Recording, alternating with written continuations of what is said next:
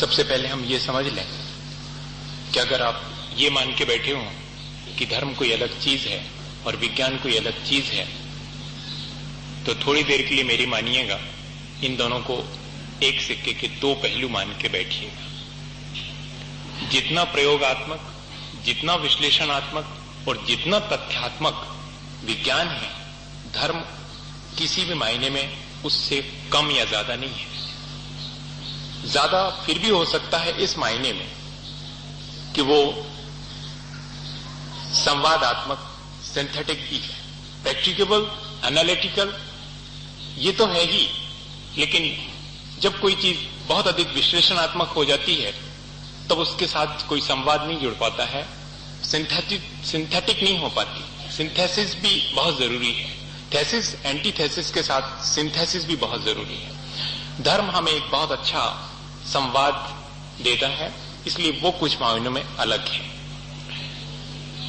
ये मान के चलिएगा कि विज्ञान ने आज हमें जो दिया है वो हमें धर्म ने बहुत पहले दे दिया था।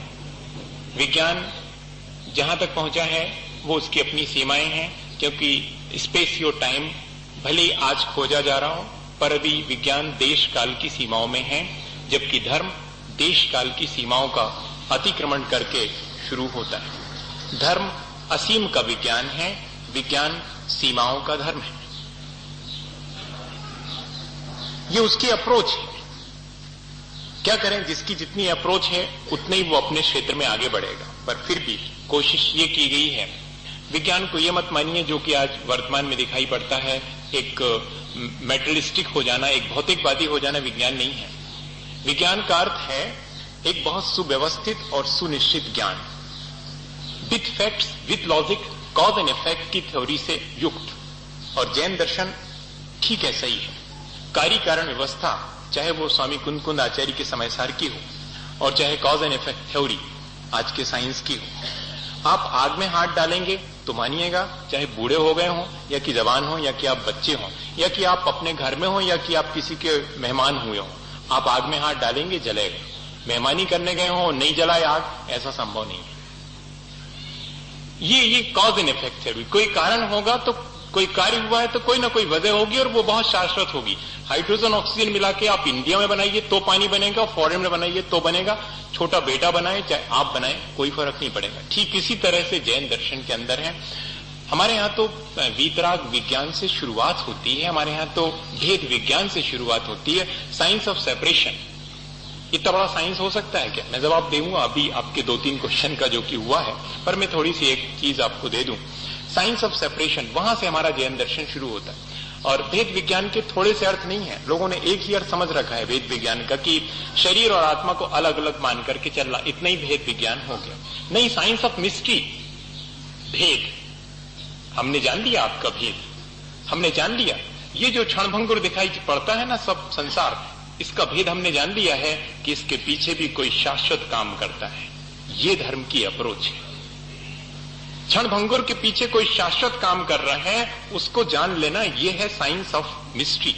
और इसके बाद इतना ही नहीं है, भेद, पेनिट्रेशन, हम उसको अतिक्रांत कर जाएं किसी चीज को।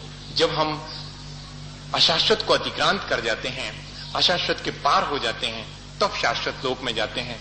जब हम सीमाओं का पार कर जाते हैं, जब हम पदार्थ की सीमा के पार हो जाते हैं, तब आत्मलोक में प्रवेश होता है। Science of separation, science of mystery, science of penetration, ये तीनों अर्थ भेद विज्ञान के हैं, छोटी मोटी चीज नहीं है, जिसको कि जैन दर्शन ने शुरुआत की थी, वीतराग विज्ञान जहां से कि वो शुरू होता है। इस तरह इस संदर्भ में अगर हम विज्ञान और धर्म को लेंगे तो मानिएगा, जैसे ठीक विज्ञान की प्रयोगशाला बाहर है, हम डिसेक्ट करके दिखा सकते हैं कि ये सब ऐसा ऐसा है, ठीक इसी तरह से एक धार्मिक व्यक्ति की प्रयोगशाला उसका स्वयं का शरीर है, वो स्वयं एक साधक प्रयोगशाला है और प्रयोग उसके भीतर साधना के हैं। आप इस तरह देखेंगे कि विज्ञान और धर्म, अगर आप ये मान के आए हो कि दोनों के बीच कोई कंपेरेटिव स्टडी करेंगे तो दो हैं तब ना करिएगा।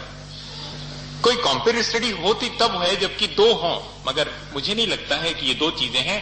हम एक ही सिक्के के दो पहलुओं का अलग अलग ढंग से, अलग अलग परिप्रेक्ष्य में, जब हम पदार्थ की तरफ जाते हैं, जब हम जो इंद्रिय गम हैं उसकी कोशिश में जाते हैं, तो वो सारा विज्ञान खड़ा हो जाता है जो आज वर्तमान में दिखाई पड़ता है, क्योंकि उसकी ऊपरी अप्रोच ही है कि जितना इंद्रिय गम्य है वो उसको बता देगा, राई रत्ती उसके बारे में बता देगा। और धर्म जब इंद्रियातीत कोई चीज है जो असीम है, जो कि हमें दिखाई नहीं पड़ती है, नेकेड आई से नहीं देखा जा सकता, किसी माइक्रोस्कोप से नहीं देखा जाता, उसमें अप्रोच है, वो जो विज्ञान है वो है धर्म। Every science has a art and every art has a science. हर विज्ञान की एक कला होती है और हर कला का एक विज्ञान होता है। ठीक इसी तरह हर धर्म का एक विज्ञान होता है और हर विज्ञान का एक धर्म होता है।